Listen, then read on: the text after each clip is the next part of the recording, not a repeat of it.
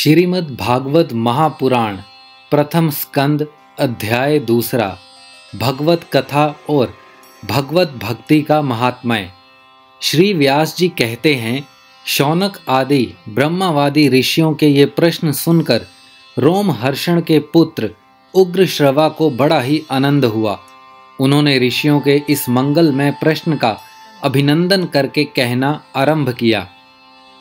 सूत जी ने कहा, जिस समय श्री शुकदेव जी का यज्ञोपवीत संस्कार भी नहीं हुआ था, सुंतरा लौकिक वैदिक कर्मों के अनुष्ठान का अवसर भी नहीं आया था, उन्हें अकेले ही संन्यास लेने के उद्देश्य से जाते देखकर उनके पिताजी व्यास जी विरह से कातर होकर पुकारने लगे, बेटा बेटा। उस समय तन्मय होने के कारण श्री शुकदेव जी की ओर से वृक्षों ने उत्तर दिया। ऐसे सबके हृदय में विराजमान श्री शुकदेव मुनि को मैं नमस्कार करता हूँ। यह श्रीमद् भागवत अत्यंत गोपनीय रहस्यात्मक पुराण है। यह भगवत स्वरूप का अनुभव कराने वाला और समस्त वेदों का सार है।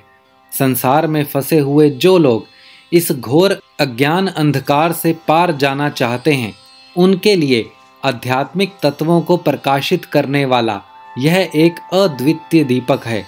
वास्तव में उन्हीं पर करुणा करके बड़े बड़े मुनियों के आचार्य श्री शुकदेव जी ने इसका वर्णन किया है। मैं उनकी शरण ग्रहण करता हूँ। मनुष्यों में सर्वश्रेष्ठ भगवान के अवतार नर नारायण ऋषियों को, सरस्वती देवी को और श्री व्यास देव जी को नमस्कार करके तब संसार और अंतःकरण के समस्त विकारों पर विजय प्राप्त करने वाले इस श्रीमद् भागवत महापुराण का पाठ करना चाहिए। ऋषियों, आपने संपूर्ण विश्व के कल्याण के लिए यह बहुत सुंदर प्रश्न किया है, क्योंकि यह प्रश्न श्री कृष्ण के संबंध में है और इससे भली भांति आत्मशुद्धि हो जाती है। मनुष्यों के लिए सर्वश्रेष्ठ धर्म वही है जिससे भगवान श्री कृष्ण में भक्ति हो, भक्ति भी ऐसी जिसमें किसी प्रकार की कामना ना हो और जो नित्य निरंतर बनी रहे। ऐसी भक्ति से हृदय आनंद स्वरूप परमात्मा की उपलब्धि करके कृत्य कृत्य हो जाता है। भगवान श्री कृष्ण में भक्ति होते ही, अनन्य प्रेम से उनमें चित्त जुड़ते ही निष्काम ज्ञान और वैराग्य का आविर्भाव हो जाता है। धर्म का ठीक ठीक अनुष्ठान करने पर भी यदि मनुष्य के हृदय में भगवान की लीला कथाओं के प्रति अनुराग का उदय ना हो, तो वह निरा श्रम ही श्रम है। धर्म का फल है मोक्ष, उसकी सार्थकता अर्थ प्राप्ति में नहीं है। अर्थ केवल धर्म के लिए है, भोग विलास उसका फल नहीं माना गया है। भोग विलास का फल इंद्रियों को तृप्त करना नहीं है, उसका प्रयोजन है केवल जीवन निर्वाह। जीवन का फल भी तत्व जिज्ञासा है। बहुत कर्म करके स्वर्गादि प्राप्त करना उसका फल नहीं है। तत्ववेता लोग ज्ञाता और ज्ञेय के भेद से रहित अखंड अद्वितीय सच्चिदानंद स्वरूप ज्ञान को ही तत्व कहते हैं। उसी को कोई ब्रह्मा, कोई परमात्मा और कोई भगवान के नाम से पुकारते हैं।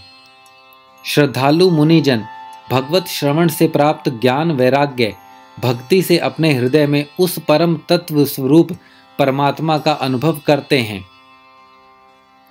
शौनक आदि ऋषियों, यही कारण है कि अपने अपने वर्ण तथा आश्रम के अनुसार मनुष्य जो धर्म का अनुष्ठान करते हैं, उसकी पूर्ण सिद्धि इसी में है कि भगवान प्रसन्न हो। इसीलिए एकाग्र मन से भक्त वत्सल भगवान का ही नित्य निरंतर श्रवण, कीर्तन, ध्यान और आराधना करनी चाहिए। कर्मों की गांठ बड़ी कड़ी है। विचारवान पुरुष भगवान के चिंतन की तलवार से उस गांठ को काट डालते हैं। तब भला ऐसा कौन मनुष्य होगा जो भगवान की लीला कथा में प्रेम ना करे। शौनक आदि ऋषियों, पवित्र तीर्थों का सेवन करने से महत सेवा, तदंतर श्रवण की इच्छा, फिर श्रद्धा, तत्पश्चात भगवान कथा में रुचि होती है। भगवान श्री कृष्ण के यश का श्रवण और कीर्तन दोनों पवित्र करने वाले हैं। वे अपने कथा सुनने वाले के हृदय में आकर स्थित हो जाते हैं और उनकी अशुभ वासनाओं को नष्ट कर देते हैं, क्योंकि वे संतों के नित्य सुहृदय हैं। जब श्रीमद् भागवत अथवा भगवत भक्तों के निरंतर सेवन से अशुभ वासनाएं नष्ट हो जाती हैं, तब पवित्र कीर्ति भगवान श्री कृष्ण के प्रति स्थायी प्रेम की प्राप्ति होती है। तब रजोगुण और तमोगुण के भाव, काम और लोभादि शांत हो जाते हैं और चित्त इनसे रहित होकर सत्व गुण में स्थित एवं निर्मल हो जाता है। इस प्रकार भगवान की प्रेममयी भक्ति से जब संसार की समस्त आसक्तियां मिट जाती हैं, हृदय आनंद से भर जाता है, तब भगवान के तत्व का अनुभव अपने आप हो जाता है। हृदय में आत्म स्वरूप भगवान का साक्षात्कार होते ही हृदय की ग्रंथि टूट जाती है और सारे संदेह मिट जाते हैं और कर्म बंधन क्षीण हो जाता है। इसी से बुद्धिमान लोग नित्य निरंतर बड़े आनंद से भगवान श्री कृष्ण के प्रति प्रेम भक्ति करते हैं, जिससे आत्म प्रसाद की प्राप्ति होती है। प्रकृति के 3 गुण हैं, सत्व, रज और तम। इनको स्वीकार करके इस संसार की स्थिति, उत्पत्ति और प्रलय के लिए एक अद्वितीय परमात्मा ही विष्णु, ब्रह्मा और रुद्र ये 3 नाम ग्रहण करते हैं। फिर भी मनुष्यों का परम कल्याण तो सत्व गुण स्वीकार करने वाले श्री हरि से ही होता है। जैसे पृथ्वी के विकार लकड़ी की उपेक्षा धुआं श्रेष्ठ है और उससे भी श्रेष्ठ है अग्नि, क्योंकि वेदोक्त यज्ञ यज्ञादि द्वारा अग्नि सिद्धति देने वाला है, वैसे ही तमोगुण से रजोगुण श्रेष्ठ है और रजोगुण से भी सत्वगुण श्रेष्ठ है, क्योंकि वह भगवान का दर्शन कराने वाला है। प्राचीन युग में महात्मा लोग अपने कल्याण के लिए विशुद्ध सत्व में भगवान विष्णु की ही आराधना किया करते थे।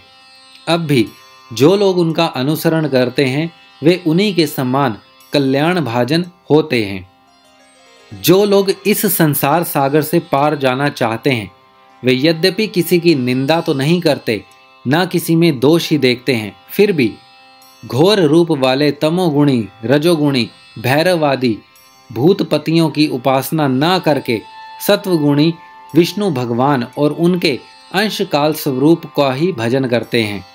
परंतु जिसका स्वभाव रजोगुणी अथवा तमोगुणी है, वे धन, ऐश्वर्य और संतान की कामना से भूत, पितर और प्रजापतियों की उपासना करते हैं, क्योंकि इन लोगों का स्वभाव उनसे मिलता जुलता होता है। वेदों का तात्पर्य श्री कृष्ण में ही है, यज्ञों के उद्देश्य श्री कृष्ण ही हैं, योग श्री कृष्ण के लिए ही किए जाते हैं और समस्त कर्मों की परिसमाप्ति भी श्री कृष्ण में ही है। ज्ञान से ब्रह्म स्वरूप श्री कृष्ण की ही प्राप्ति होती है। तपस्या श्री कृष्ण की ही प्रसन्नता के लिए की जाती है। श्री कृष्ण के लिए ही धर्मों का अनुष्ठान होता है और सब गतियां श्री कृष्ण में ही समा जाती हैं। यद्यपि भगवान श्री कृष्ण प्रकृति और उसके गुणों से अतीत हैं, फिर भी अपनी गुणमयी माया से जो प्रपंच की दृष्टि से है और तत्व की दृष्टि से नहीं है, उन्होंने ही सर्ग के आदि में इस संसार की रचना की थी। ये सत्व, रज और तम तीनों गुण उसी माया के विलास हैं। इनके भीतर रहकर भगवान इनसे युक्त सरीखे मालूम पड़ते हैं। वास्तव में तो वे परिपूर्ण विज्ञान नंदन घन हैं। अग्नि तो वस्तुतः एक ही है, परंतु जब वह अनेक प्रकार की लकड़ियों में प्रकट होती है तब अनेक सी मालूम पड़ती है। वैसे ही सबके आत्मरूप भगवान तो एक ही हैं, परंतु प्राणियों की अनेकता से अनेक जैसे जान पड़ते हैं।